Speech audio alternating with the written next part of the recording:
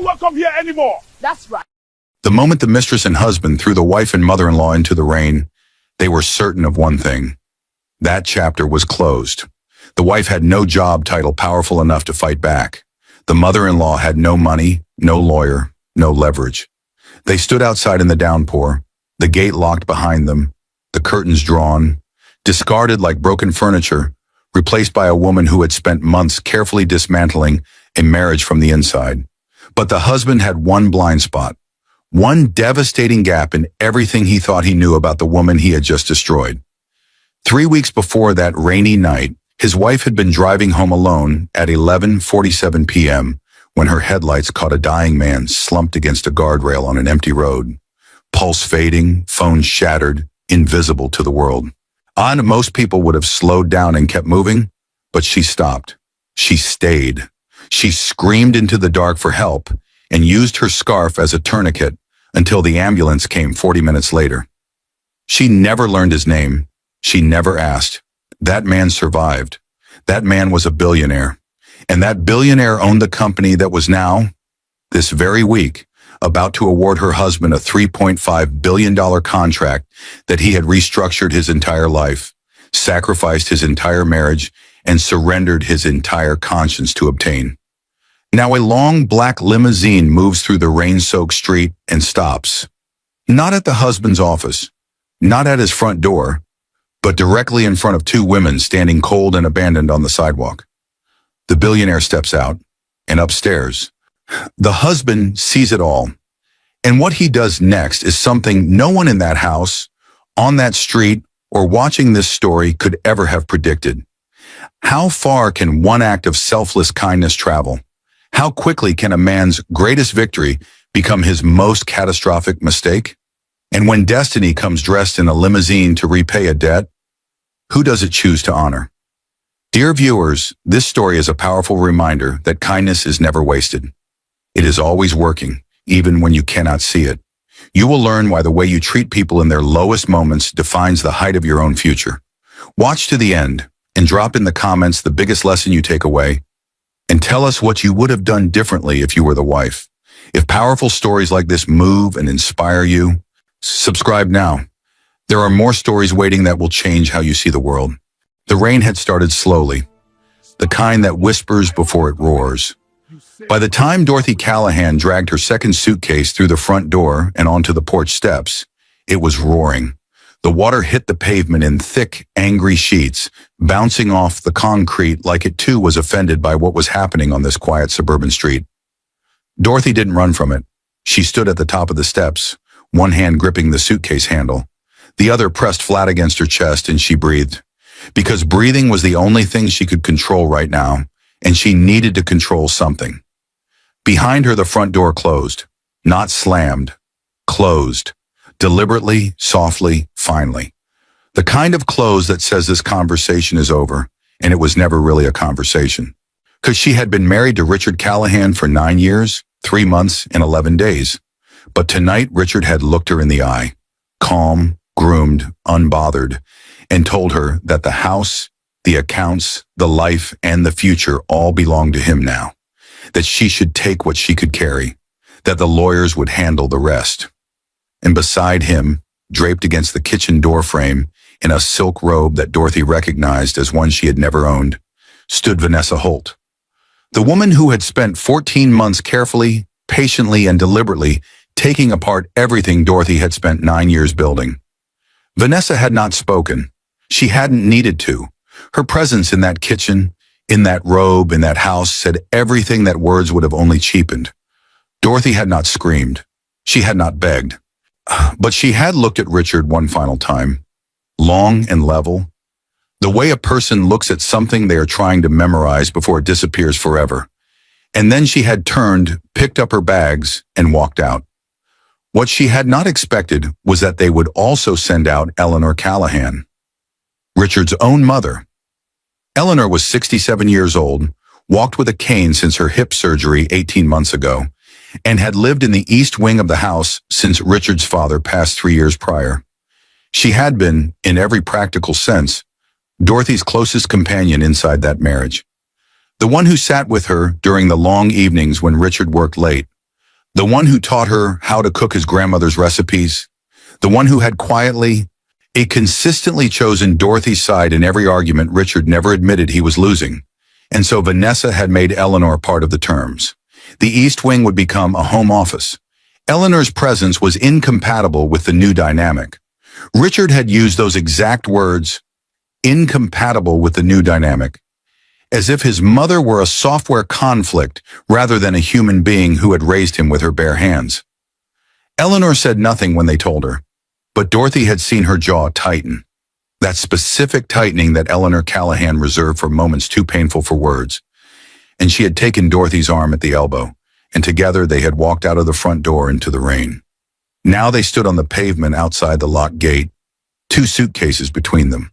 In the streetlight above flickering, like it couldn't decide whether to witness this or look away. "He'll come out," Eleanor said quietly. Though even as she said it, Dorothy could hear the doubt threading through her voice like a crack in old porcelain. "He won't," Dorothy replied. Not bitterly, not tearfully.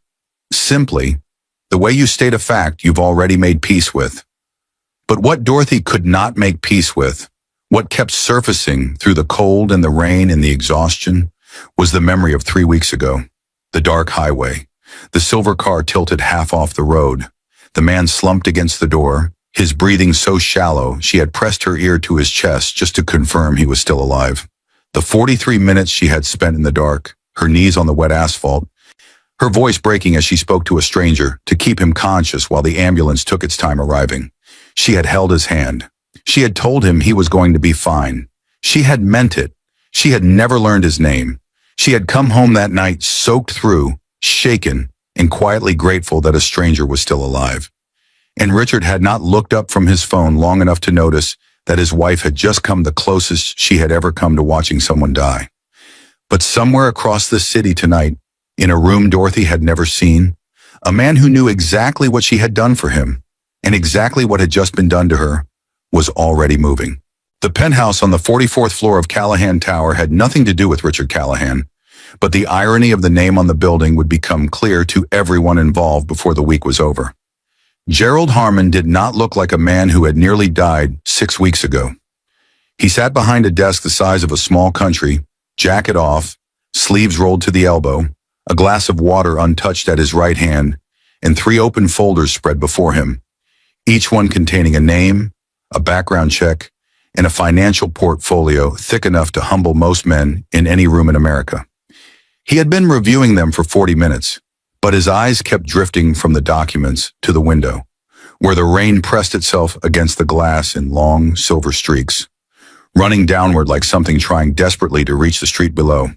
Gerald Harmon was 61 years old, worth approximately $4.2 billion, and the sole principal owner of Harmon Global Enterprises, a private infrastructure and development conglomerate that in 32 years of operation had awarded exactly 4 contracts worth more than $1 billion. The 5th was sitting in those 3 folders on his desk right now.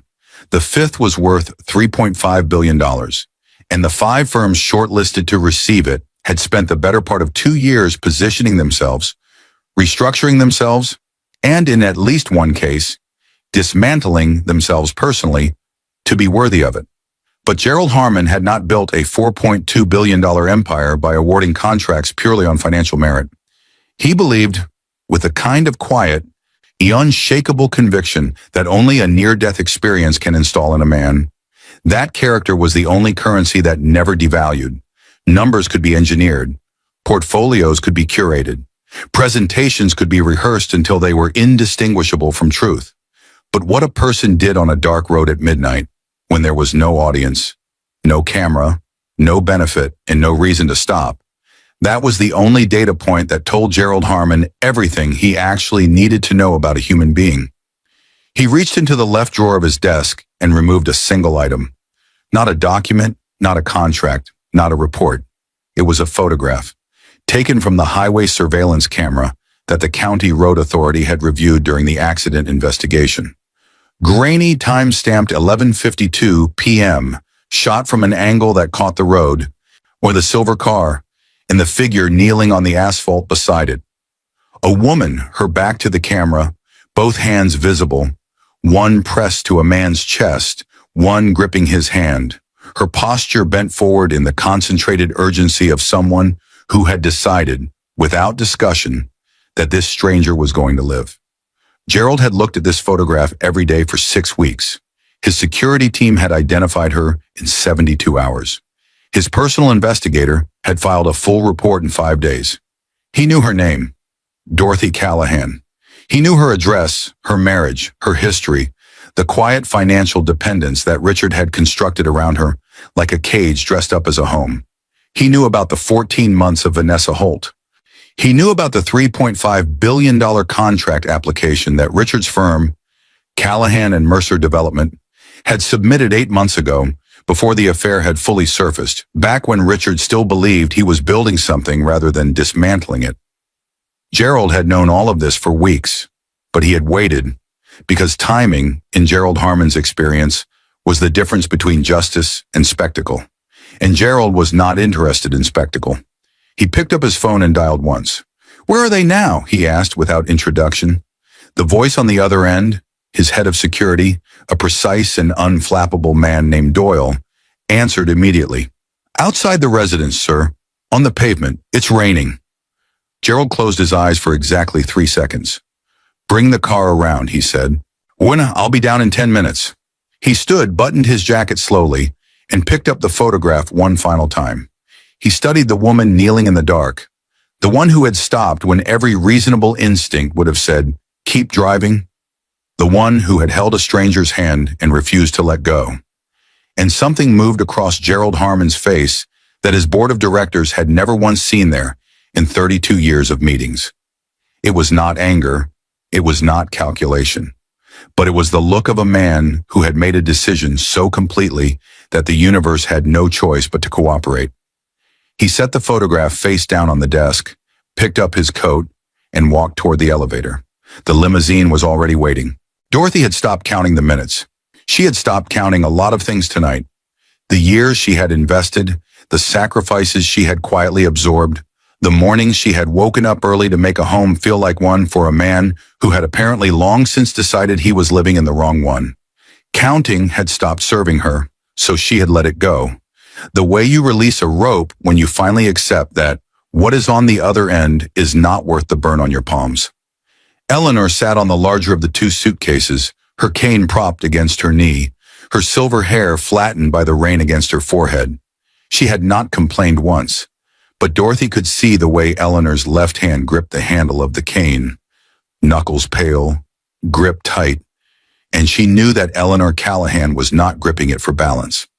She was gripping it because it was the only thing available to hold on to, and holding on to something, anything, was the only way to keep from falling apart completely in the middle of a public street. "Come," Dorothy said, pulling her own coat off and draping it across Eleanor's shoulders. "We'll call a cab. We'll go to Patricia's place tonight." "Patricia lives 40 minutes away," Eleanor said quietly. "Then we'll be dry in 40 minutes," Dorothy replied. But Eleanor's eyes had shifted. Not to Dorothy, not to the house behind them, but to something further down the street. Her grip on the cane loosened, not from relief, but from the particular stillness that overtakes a person when they see something their mind has not yet found the words to process.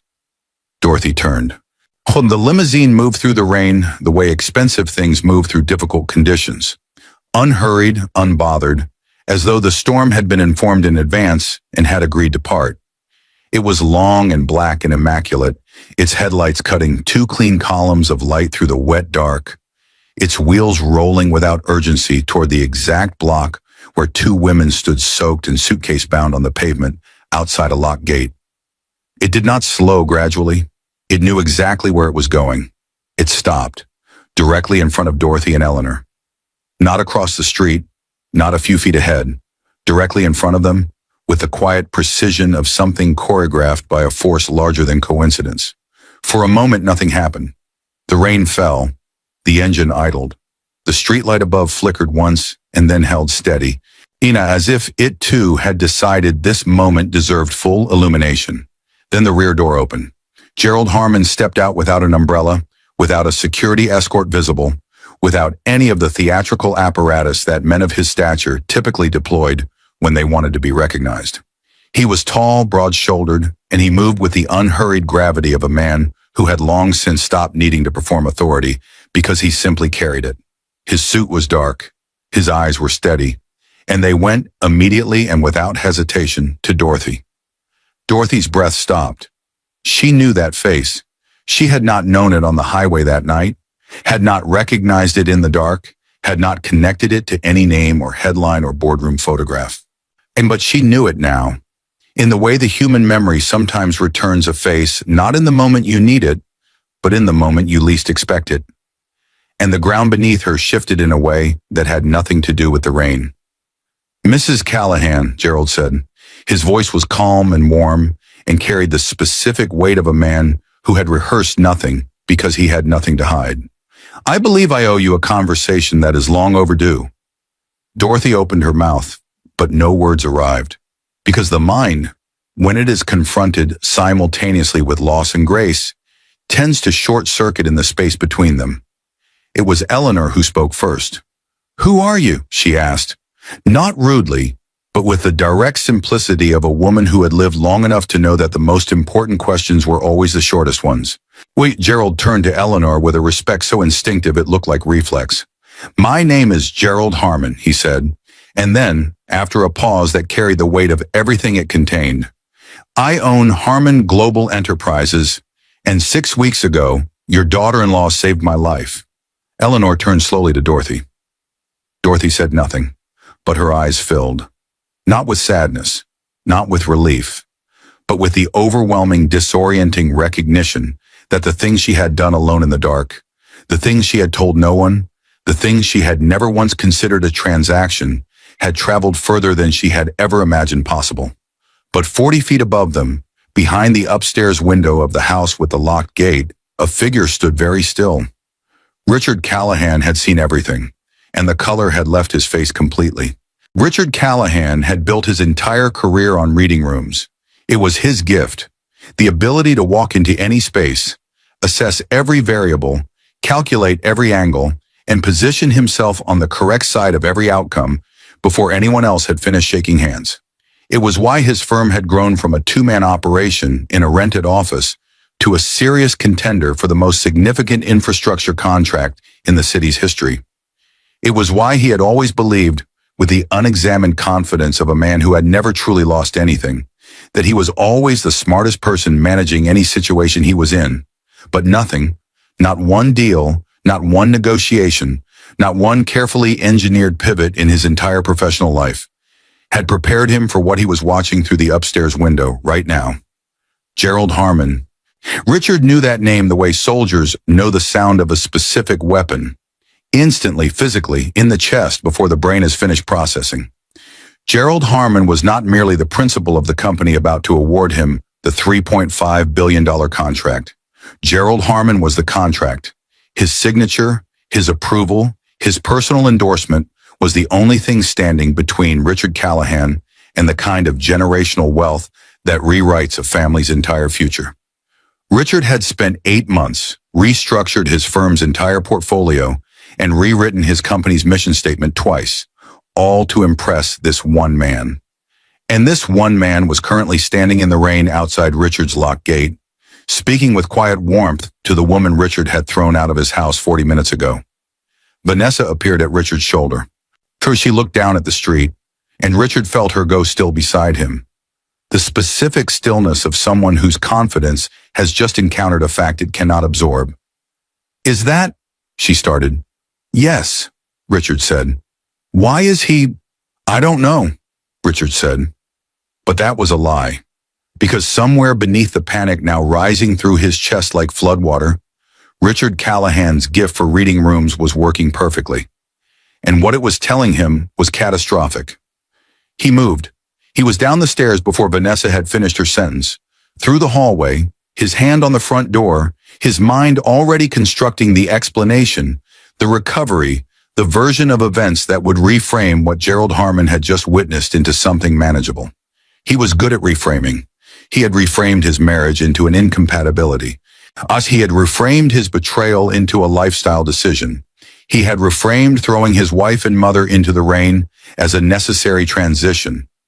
Richard Callahan could reframe anything, but when he opened the front door and stepped onto the porch, Gerald Harmon looked up at him, and Richard understood, with a clarity so complete it felt like a physical impact, that there was no version of this that reframing could reach. Gerald did not look angry. He did not look contemptuous. He looked at Richard Callahan the way a man looks at a closed door he has already decided not to open. Not with hostility, but with a finality so settled it required no performance. "Mr. Callahan," Gerald said, his voice carrying easily through the rain, "I came to inform you personally, as a courtesy, that Harmon Global Enterprises will be withdrawing your firm from consideration for the contract." Richard's mouth opened. "Gerald, Mr. Harmon, if you'll just let me explain the situation. What you're seeing isn't—" "I'm not here to discuss the contract," Gerald said simply. "That decision is already made." He paused, not for drama, but because what he said next was something he had chosen carefully. "I'm here because the woman who saved my life is standing in the rain outside her own home, and I intend to make sure she doesn't stand there a moment longer than necessary." He turned back to Dorothy. "Mrs. Callahan, I have a guest residence at my estate. It is yours and Mrs. Eleanor's for as long as you need it. My attorneys will contact you in the morning regarding your interests. But tonight, please come out of the rain." Dorothy looked at Gerald. Then she looked at Richard, standing on the porch of the house she had maintained for 9 years, in the doorway of the life she had built with her own quiet hands. And she felt something she had not expected to feel tonight. Not triumph, not vindication, but release. The deep, cellular release of a woman who has finally been seen by the right person at the right time. She picked up her suitcase. Eleanor was already moving toward the limousine. But Richard did something then that no one had predicted. Not Vanessa watching from the upstairs window, not Doyle standing discreetly beside the limousine, not even Gerald Harmon, who had prepared for many responses, but not for this one. Richard Callahan walked down the porch steps, crossed the wet path to the gate. She opened it and stood in the rain beside his mother and his wife. Not to stop them, not to negotiate, but because something had cracked open in him in the last 90 seconds, that all his gifts for calculation and reframing could not close. And what had come through the crack was not strategy. It was shame, raw, undisguised, and far too late. "Dorothy," he said, just her name, nothing attached to it, no explanation, no request, no architecture of justification, just her name, spoken in the rain, by a man who had finally run out of angles. Dorothy stopped. She turned. She looked at him one final time. The same long, level look she had given him in the kitchen when this night began. But this time it carried something different. Not anger, not forgiveness, but the quiet, unshakable dignity of a woman who knew, with complete certainty, that she was going to be absolutely fine. "Goodbye, Richard," she said. She walked through the gate. She did not look back. Gerald held the limousine door open, not as a gesture of wealth, but as a gesture of respect. Eleanor stepped in first. Dorothy followed. The door closed with the soft, definitive sound of something ending and something else, simultaneously beginning. The limousine pulled away smoothly through the rain, and Richard Callahan stood at his open gate in the storm, watching the tail lights disappear. A man who had thrown away the one person who had unknowingly held everything he had ever wanted in the hands of the one man whose opinion of him now meant nothing, because the only contract that had ever truly mattered was the one he had already broken. Inside the warmth of the limousine, Eleanor reached across and took Dorothy's hand. Dorothy looked out the window at the city moving past. The lights blurred by rain into long, gold streaks, the streets wide and open and going somewhere. And for the first time in a very long time, she did not feel afraid of where she was headed, because the man sitting across from her had not come with pity. He had come with memory, the memory of a dark road, a stranger's hand, and a voice in the dark that had refused, quietly, stubbornly, unconditionally, to let him go. And that, it turned out, was worth considerably more than $3.5 billion. This story teaches us three unshakable truths. First, that cruelty toward the vulnerable always carries a price, and the invoice arrives at the least convenient moment possible. And second, that kindness performed without expectation is the most powerful investment a human being can make, because it earns interest in currencies that money cannot purchase. Third, and most powerfully, that the people you underestimate, discard, and push out into the rain are often the very people quietly holding the key to everything you're trying to build. Dorothy never saved Gerald Harmon for a reward, but she did it with everything she had. And the universe, as it always does, kept accurate records. 6 months after the night of the rain, Dorothy Callahan sat at a window seat in a corner office on the 38th floor of Harmon Global Enterprises. Not as a guest, not as a charity case, but as the newly appointed Director of Community Development, a division that Gerald Harmon had quietly built around her specific gift for seeing people that others had decided were invisible. She had not asked for the position, but Gerald had explained it the way he explained most things. Simply, directly, and without excess. "I have spent 32 years building things," he had told her, "but I have never had anyone on my team who understood, at a cellular level, that the most important thing you can build is a person's dignity. I would like to correct that." Dorothy had accepted, but not immediately, because she had learned, in the months since the rain, that her instinct to say yes too quickly to people who needed something from her was the very instinct that had kept her small for so long. She had taken 3 days, consulted Eleanor, prayed twice, and then accepted with the quiet confidence of a woman who had finally stopped apologizing for taking up space. Eleanor Callahan, for her part, had flourished in Gerald's guest residence in a way that surprised everyone, including Eleanor herself. The estate had a garden. Eleanor, it turned out, had always wanted a garden, but had never lived anywhere long enough to plant one. By month 3, she had claimed a full acre of the south lawn, and Gerald's groundskeeping staff had unanimously agreed that she was now effectively in charge of them. Nobody objected. Eleanor had that quality. Richard Callahan lost the $3.5 billion contract, but that, it emerged, was only the beginning of what he lost. Without the Harmon deal, 3 of his firm's largest investors withdrew within 30 days. Callahan and Mercer Development filed for restructuring by month 4. The house, the one with the locked gate and the drawn curtains, was listed for sale by month 5. Vanessa Holt, whose appetite for Richard had been nourished almost entirely by his proximity to wealth and power, was gone before the for sale sign went up. She left on a Tuesday with considerably less drama than she had arrived, and Richard did not chase her.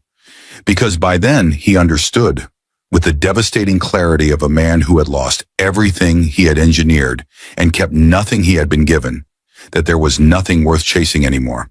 When he reached out to Dorothy once, a single message, 3 sentences long, delivered through his attorney because he no longer had the standing to contact her directly. It said that he was sorry, that he had been wrong, that he hoped she was well. Dorothy read it twice, but she did not respond. Not out of bitterness, not out of cruelty, but because she had learned something important in the months since the rain, that some apologies are not invitations. They are simply the sound a door makes when it finally permanently closes. She wished him no harm, but she wished him no access either, and for the first time in 9 years, the boundary between those two things felt completely clear.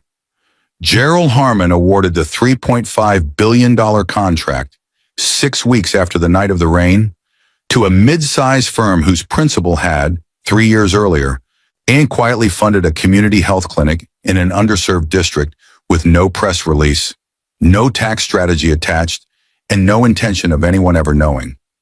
Gerald had found out anyway. He always did. Character, in his experience, left tracks even when it tried to be invisible. But the most significant thing Gerald Harmon did in those 6 months was something that never appeared in any financial publication or business column. He went back to the highway. He stood at the exact spot, the guardrail, the stretch of dark road, the place where a woman he had never met had decided, without hesitation, that his life was worth saving. He stood there for a long time in the quiet, the way a person stands at a place that changed everything, trying to hold the full weight of what almost wasn't.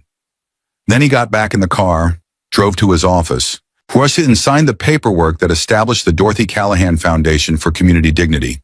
Fully funded, fully endowed, bearing her name not because she had asked for it, but because Gerald Harmon believed, with every conviction he possessed, that the world ought to know what quiet courage looked like when it had a face. Dorothy cried when he told her, but they were not the tears of a woman overwhelmed by gratitude. They were the tears of a woman who had spent years being invisible and had finally completely been seen. Outside her office window, the city moved in its usual organized chaos. Traffic, ambition, 1,000 private stories unfolding simultaneously in the streets below. And somewhere in all of it, Dorothy knew, there were other dark highways, other moments of choice, on other people deciding in real time whether to stop or keep driving. She hoped they stopped, because the rain, she had learned, was never really the worst part of any storm, but what waited on the other side of it. If you held on, if you stayed true, if you refused to let go of what was right even when everything around you was telling you to simply survive. That was something no storm could ever reach. And that, more than the contract, more than the limousine, more than the locked gate and the silk robe and the calculated cruelty of a Tuesday night in the rain, was the lesson that Dorothy Callahan carried forward into every single day that followed. Not as a wound, but as a light.